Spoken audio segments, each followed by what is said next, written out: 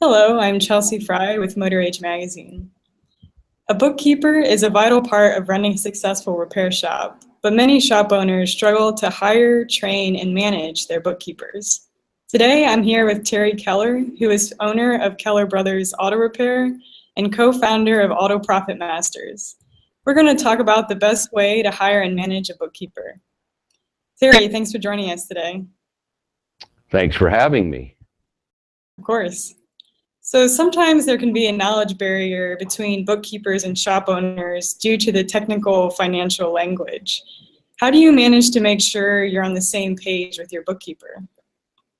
After 43 years of owning a shop, I've gotten pretty good at understanding accountant speak, but I didn't start out that way, and I'm sure I didn't learn it at school. And sure, there was a time when I would let my ego get in the way and pretend to understand technical explanations from my CPA or bookkeeper. But I learned a long time ago that this is a recipe for disaster. The number one problem in business is poor communication. So I had to get really good at training people to speak in my language instead of me pretending to speak theirs. I keep two phrases in my verbal toolbox for when my bookkeeper is telling me something that I'm unclear about.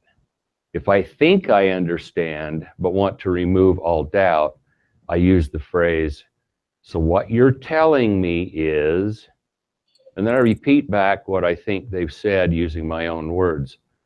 This does two things. First and most obviously is it makes sure that we understand each other. But it also teaches my bookkeeper that the words and phrases I use and understand so they can change their communication in the future.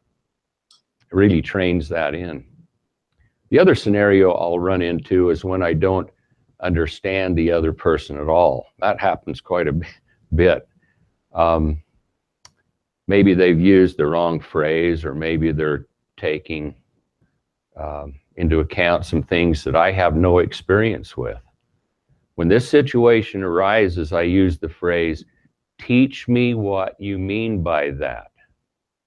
The main goal is to come to a mutual understanding, of course, but it has the added benefit of giving me a chance to learn more about something brand new.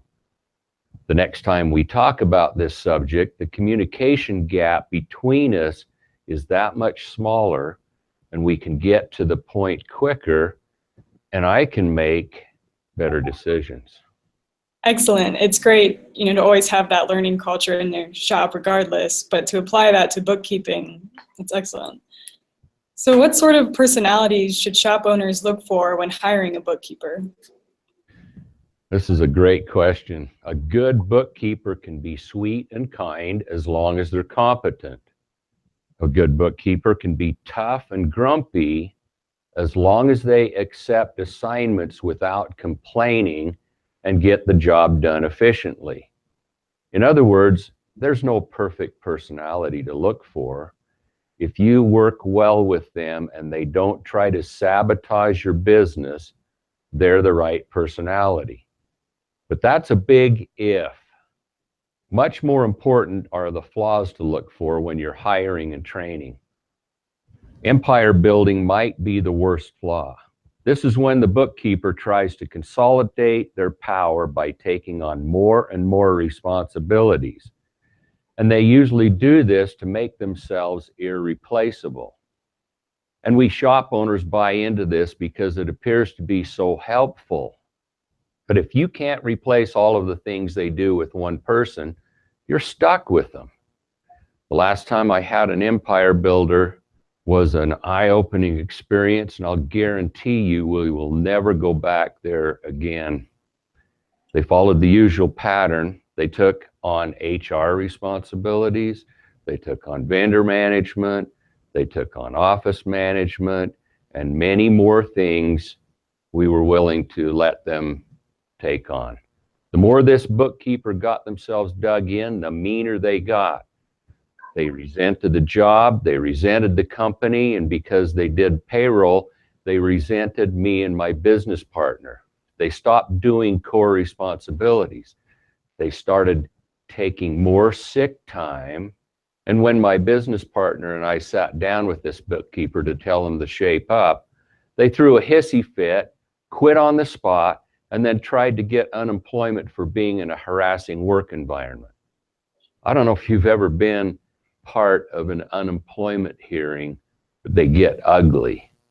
We won, but not before I had to eat my weight in antacids.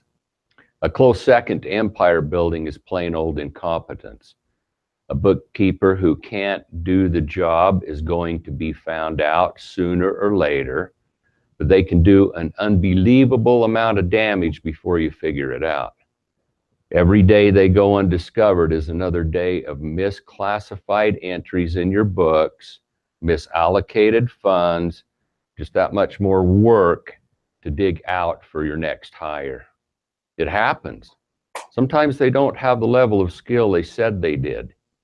Sometimes they don't remember how to do something properly, and they don't ask for help because they don't want you to know it. What's important is that you don't give them the opportunity to get very far.